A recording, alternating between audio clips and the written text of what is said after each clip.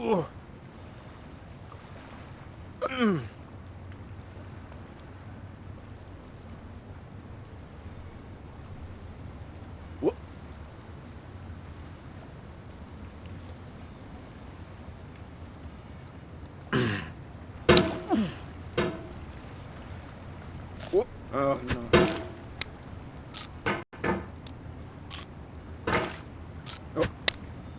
There's no feeling more intense than starting over. If you deleted your homework the day before it was due, as I have, or if you left your wallet at home and you have to go back after spending an hour in the commute. If you won some money at the casino and then put all your winnings on red but it came up black. If you got your best shirt dry cleaned before a wedding and then immediately dropped food on it. If you won an argument with a friend and then later discovered that they just returned to their original view. Starting over is harder than starting up. If you're not ready for that, like if you've already had a bad day, then what you're about to go through might be too much. Feel free to go away and come back. I'll be here. Alright, thanks for coming with me on this trip. I'll understand if you have to take a break at any point. Just find a safe place to stop and quit the game. And don't worry, I'll save your progress, always. Even your mistakes. This game is a homage to a free game that came out in 2002, titled Sexy Hiking. The author of that game was Jazuo, a mysterious Czech designer who was known at the time as the father of B games. And B games are rough assemblages of found objects. Designers slap them together very quickly and freely, and they're often too rough and unfriendly to gain much of a following. They're built more for the joy of building them than as polished products. In a certain way, Sexy Hiking is the perfect embodiment of a B game. It's built almost entirely out of found and recycled parts, and it's one of the most unusual and unfriendly games of its time. In it, your task is simply to drag yourself up a mountain with a hammer. And that act of climbing, in the digital world or in real life, has certain essential properties that give the game its flavor. No amount of forward progress is guaranteed. Some cliffs are too sheer or too slippery, and the player is constantly, unremittingly in danger of falling and losing everything. Anyway, when you start Sexy Hiking, you're standing next to this dead tree that blocks the way to the entire rest of the game. It might take you an hour to get over that tree, and a lot of people never got past it. You prod and you poke at it, exploring the limits of your reach and your strength, trying to find a way up and over. And there's a sense of truth in that lack of compromise. Most obstacles in video game worlds are fake. You can be completely confident in your ability to get through them once you have the correct method or the correct equipment or just by spending enough time. In that sense, every pixelated obstacle in Sexy Hiking is real. Oh, you just lost a lot of progress. That's a deep frustration, a real punch in the gut.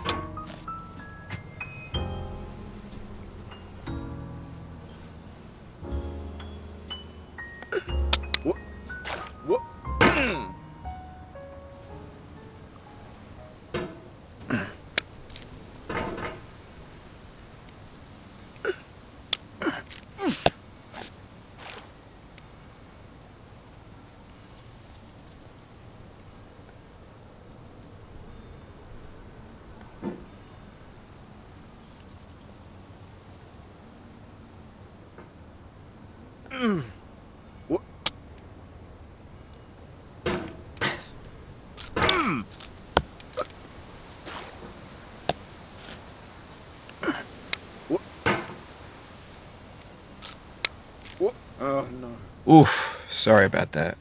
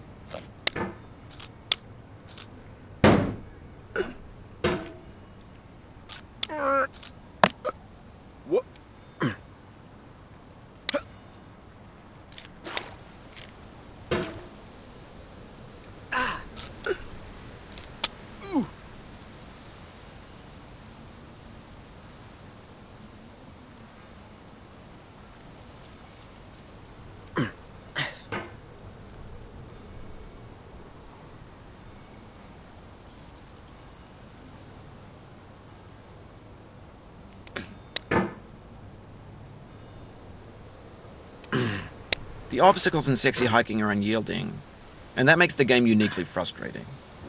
But I'm not sure Jazuo intended to make a frustrating game. The frustration is just essential to the act of climbing, and it's authentic to the process of building a game about climbing. A funny thing happened to me as I was building this mountain. I'd have an idea for a new obstacle, and I'd build it, test it, and it would usually turn out to be unreasonably hard. But I couldn't bring myself to make it easier. It already felt like my inability to get past the new obstacle was my fault as a player rather than as a builder. Imaginary mountains build themselves from our efforts to climb them, and it's our repeated attempts to reach the summit that turns those mountains into something real. When you're building a video game world, you're building with ideas, and that can be like working with quickset cement. You mold your ideas into a certain shape that can be played with, and in the process of playing with them, they begin to harden and set until they're immutable, like rock. And at that point, you can't change the world. Not without breaking it into pieces and starting fresh with new ideas.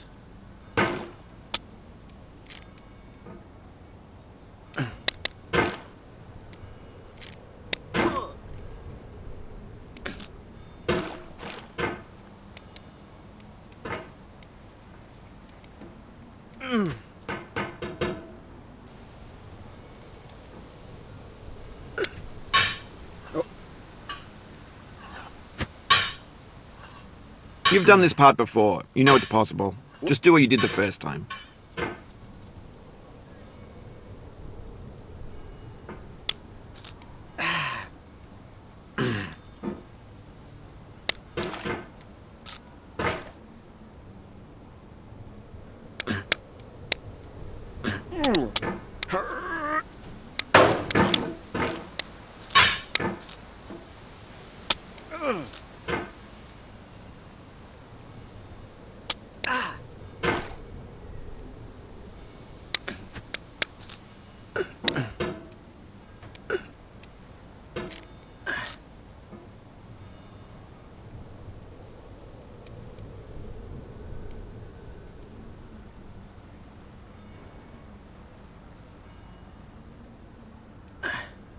For years now, people have been predicting that games would soon be made out of prefabricated objects, bought in a store and assembled into a world.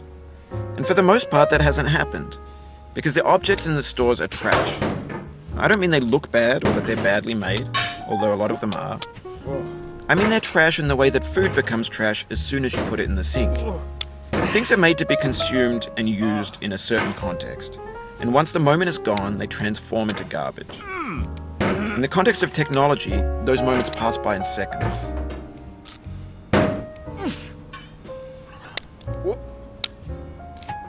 Over time, we've poured more and more refuse into this vast digital landfill that we call the internet.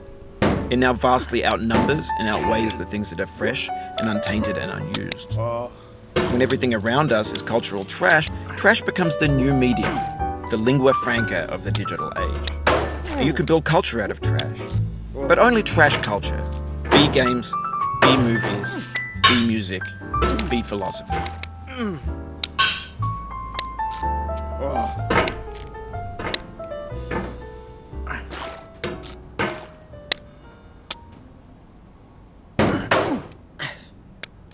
Oh no.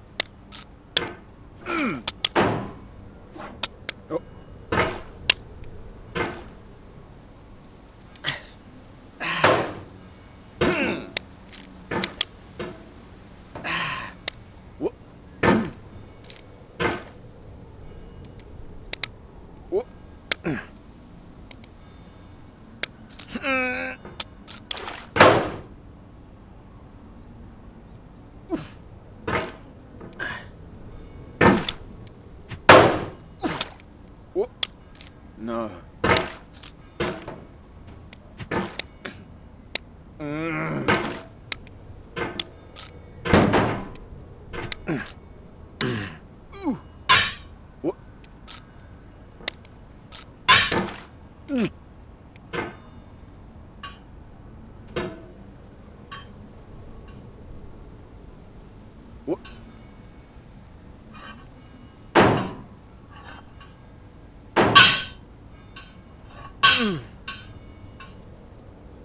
Maybe this is what digital culture is.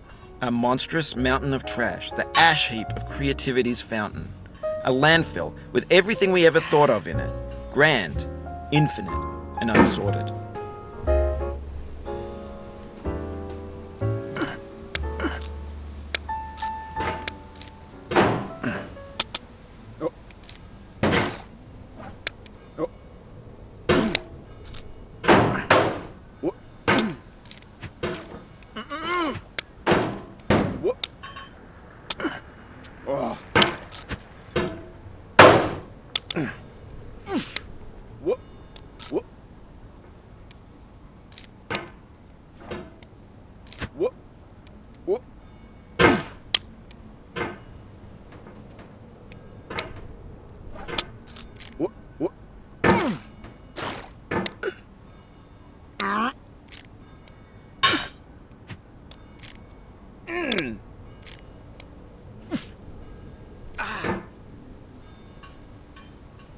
The vertical wall here has a way of getting harder the more times you try it. I think anger makes you swing the hammer harder, and that can push you away from the wall.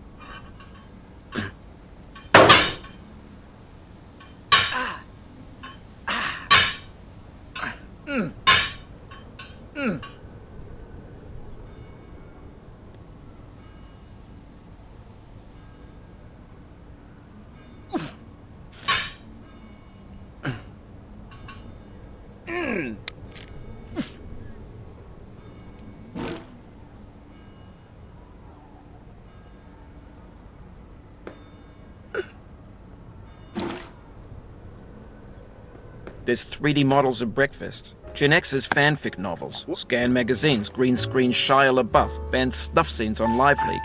Facebook's got lifelike bots with unbranded adverts and candid shots of Kanye and Taylor Swift mashups, car crash epic failed GIFs, Russian dashcam vids, discussions of McRibs, discarded, forgotten, unrecycled, muddled, rotten, untitled.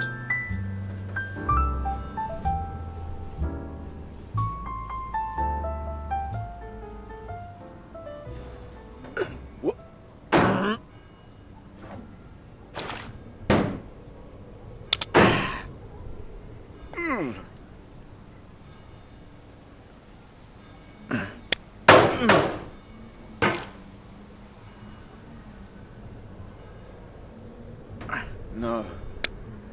Everything's fresh for about 6 seconds, until some newer thing beckons, and we hit refresh. And there's years of persevering disappearing into the pile, out of style, out of sight.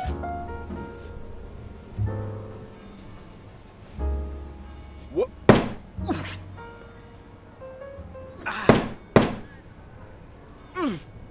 Oh, it happened again. Keep on trying, don't let it get to you.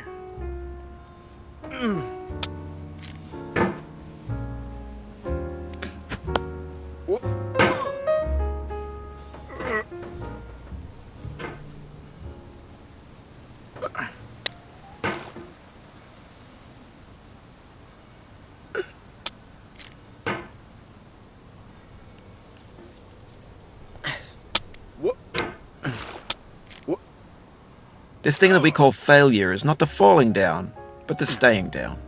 Mary Pickford.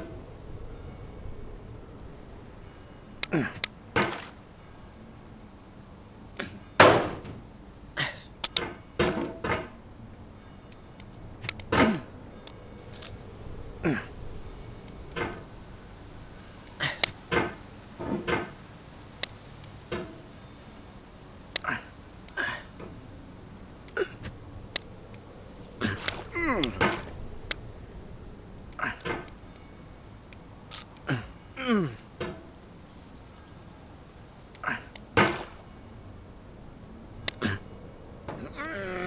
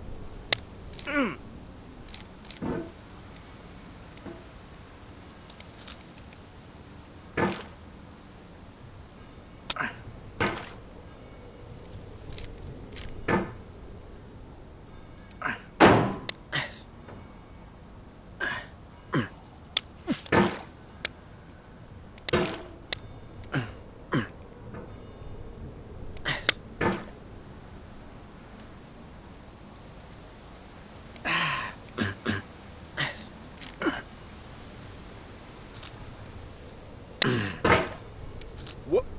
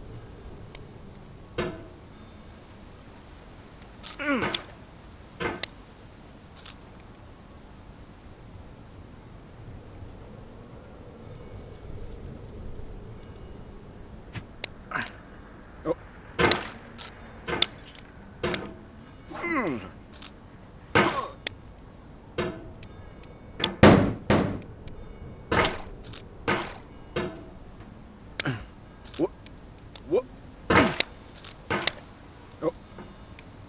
What? What? Oh.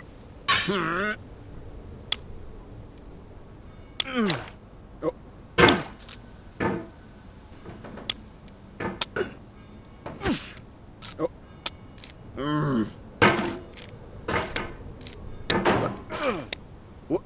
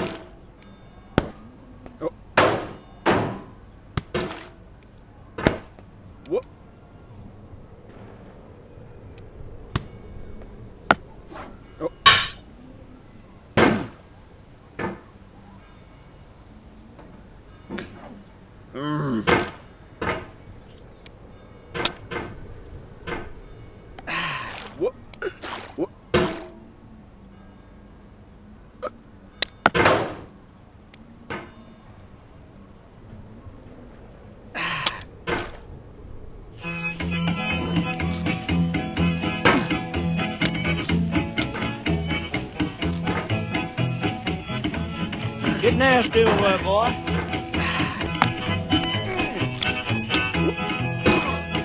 Going down the road feeling bad. I'm going down the road feeling bad. Going down the road feeling bad, and I ain't going to be treated this way. Oh,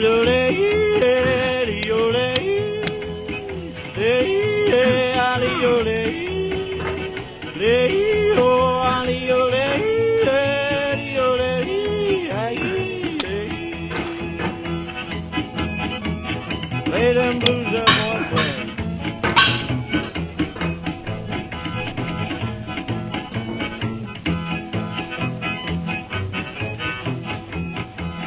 Down in the jail on my knees. I'm down in jail on my knees. Down in jail on my knees, and I ain't going to be treated this way. They feed me on cornbread and cheese. They feed me on cornbread and cheese. They feed me on cornbread and cheese, and I ain't going to be treated this way.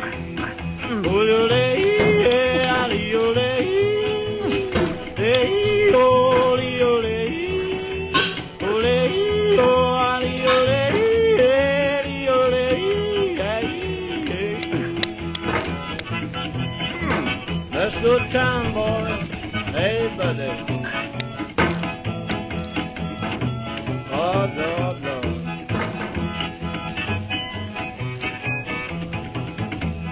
$10 shoe fits my feet. A $10 shoe fits my feet.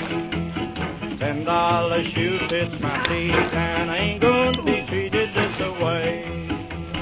Going where the weather suits my clothes.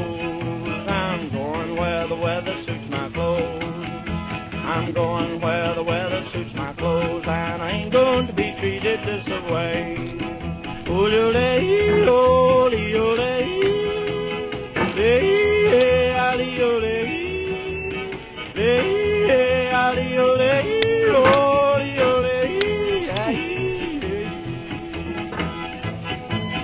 Turn down, boy, turn down.